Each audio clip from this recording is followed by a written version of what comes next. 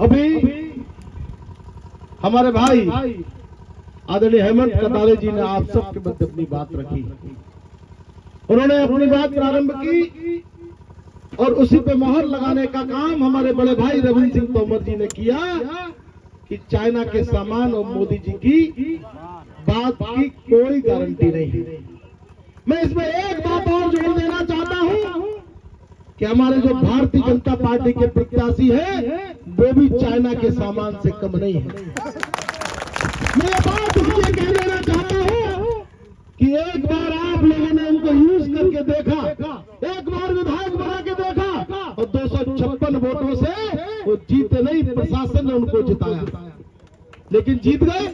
5 साल आपने यूज किया, उस चाइना के सामान को आपने दोबारा यूज किया क्या? दोबारा चुनाव लड़ा, आपने हराया, मैंने तो नहीं हराया, ये सिकरवारी के लोग बैठे इन्होंने तो नहीं हराया, आप ही लोगों ने चाइना के सामान का बहिष्कार किया। तीसरी बार चुनाव हुआ तो फिर चुनाव हारे, फिर आपने चाइना के सामान का बहिष्कार किया। मैं आपको विश्वास दिलाता हूं कि गजराज सिंह का परिवार है, चुनाव हारे जरूर होंगे लेकिन विश्वास लोगों का नहीं खोया, इसलिए बड़े भाई दरबार से विधायक जिंदाबाद जिंदाबाद जिंदाबाद जिंदाबाद जिंदाबाद दादा के सम्मान में नीटू भैया दादा 2 बार विधायक रहे, फिर चुनाव हारे, लेकिन लोगों का विश्वास था इस परिवार पे। लोगों ने मुझे अपना आशीर्वाद दिया, मैं जिला पंचायत का अध्यक्ष बना। जिला पंचायत अध्यक्ष बनने के बाद उस समय तत्कालीन मुख्यमंत्री ने कहा कि आपको चुनाव लड़ना पड़ेगा, आप चुनाव जीतोगे, लेकिन परिवार की और मेरी इच्छा थी कि पिता एक बार चुनाव लड़े, एक बार और समावली का प्रतिनिधित्व करें। लेकिन पिता ने कहा कि ऐसा कौन पिता होगा जिसके सामने पुत्र बढ़ जाए, उसको प्रसन्नता नहीं होगी। दादा ने कहा नीटू को चुनाव लड़ाओ। मैं चुनाव लड़ा, जनता ने मुझे आशीर्वाद दिया, मैं आपका विधायक बना। ग्वालियर में आपका बेटा जब चुनाव लड़ा तो सारा प्रशासन, मंत्री, मुख्यमंत्री सारे एक होकर विरोध करने आए और उसका परिणाम ये हुआ कि आपका बेटा हजारों वोटों से चुनाव जीता। उपचुनाव 57 साल के बाद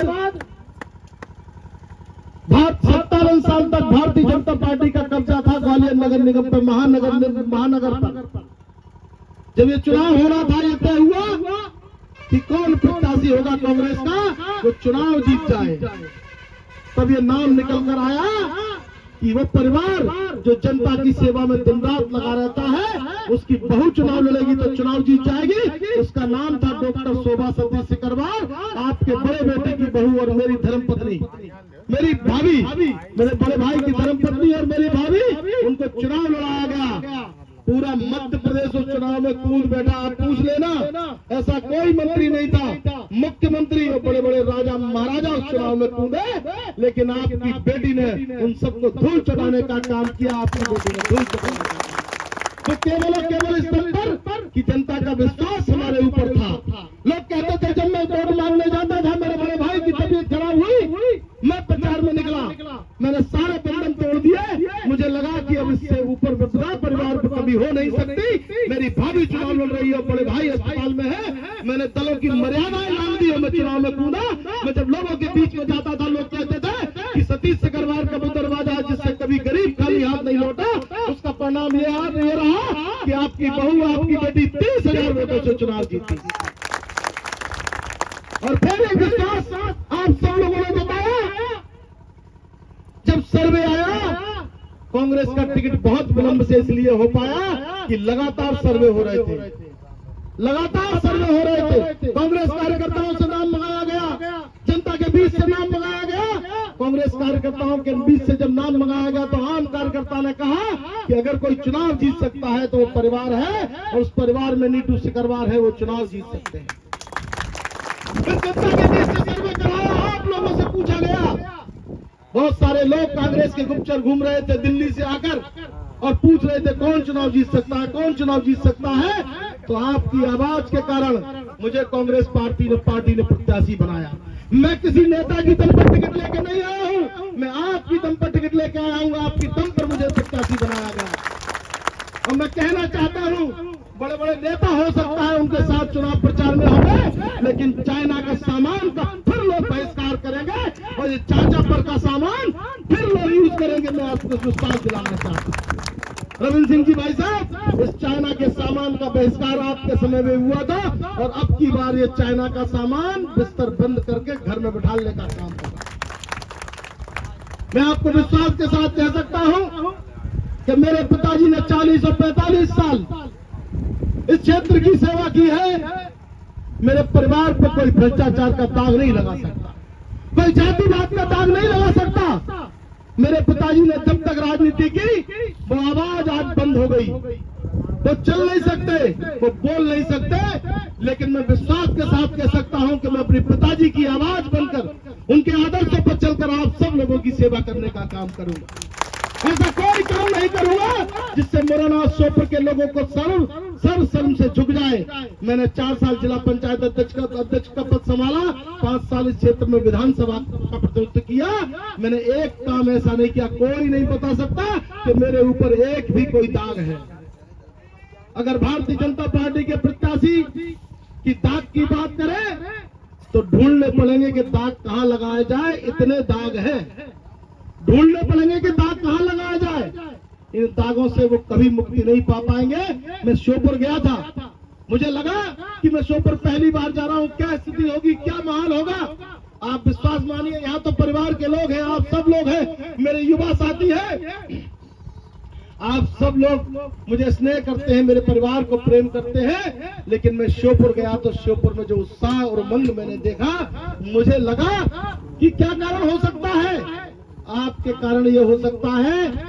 मैंने फिर उसमें रविंद्र जी भाई साहब जाकर देखा, आप लोगों से पूछा कि क्यों है। लोग कहते हैं कि भाई साहब हमने आपको देखा नहीं है, आप पहली बार चुनाव लड़ रहे हैं, आपके परिवार के लोग पहली बार चुनाव लड़ रहे हैं। चाचा एक बार जरूर सांसद का चुनाव लड़े थे, लेकिन आपके बारे में लोग ये कहते हैं कि आपके पास पहुंच जाते हैं तो आप लोगों की मदद करते हैं। ईमानदार परिवार है। और सामने वाले प्रत्याशी के बारे में सहकारी बैंक मुरैना श्योपुर एक है। एक भाषण में हमारे व्यक्ति कह रहा था कि यहाँ लोग उन्हें वसूली भाई कहते हैं, वसूली भाई।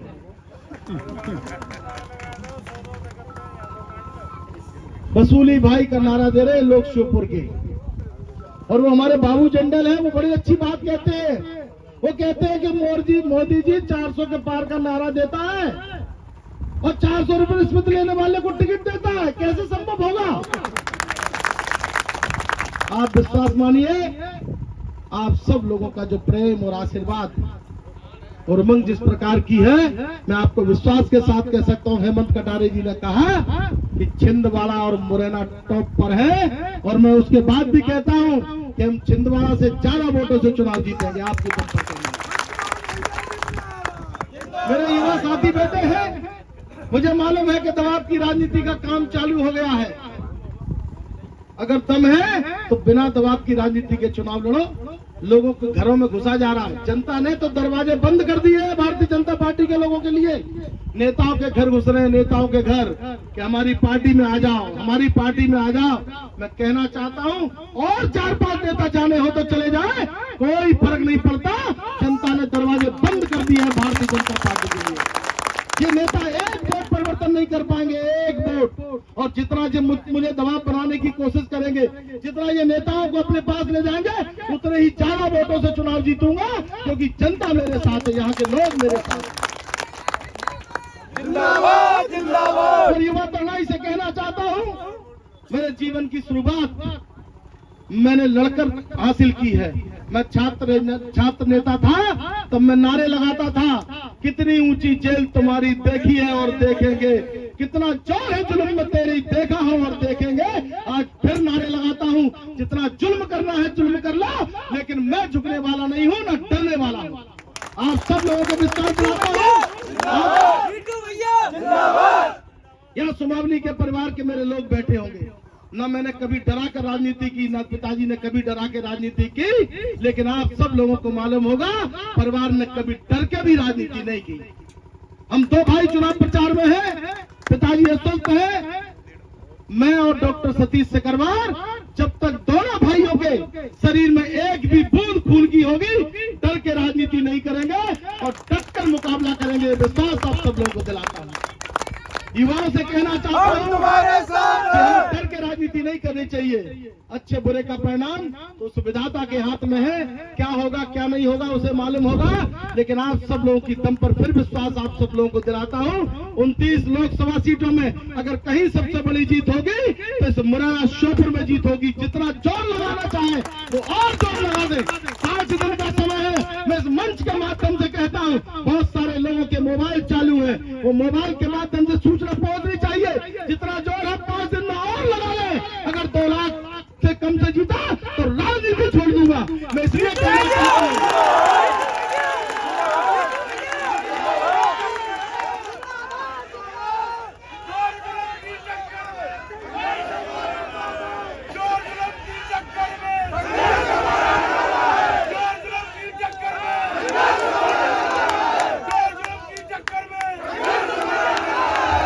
ये वोट कितनी ऊंची जल तुम्हारी, मैं ये बात अभिमान में नहीं कहना चाहता। मैं ये बात मुझे अपने आप पर घमंड इसलिए नहीं कहना चाहता क्योंकि जिसे जनता प्यार करती है, बड़े बड़े धुरंधरों को भी धराशायी करने का काम करते हैं। यही लोकतंत्र की खूबसूरती है।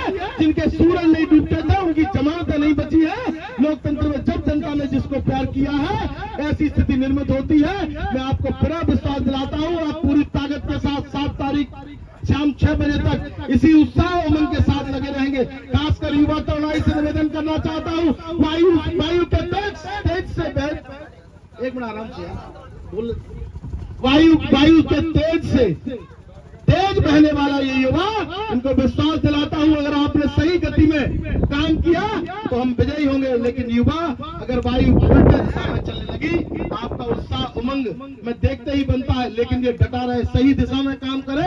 आप युवा साथियों से निवेदन करूंगा, मैं चाहता हूं कि मैं गांव गली घर मोहल्ले बजरे टोले एक एक दरवाजे तक पहुंचने का काम करूं। लेकिन लोकसभा का क्षेत्र बहुत बड़ा है। आज युवा साथियों से निवेदन करूंगा, 5 दिन का समय है, एक एक दरवाजे तक आप मेरी आवाज बनकर पहुंचे। मैं आपको विश्वास दिलाता हूं, जो विश्वास आप सब लोगों ने बुलाकर यहाँ स्वागत करके मुझे दिया है, अपने जीते जी आपका विश्वास नहीं टूटने दूंगा। ये विश्वास आप सब लोगों को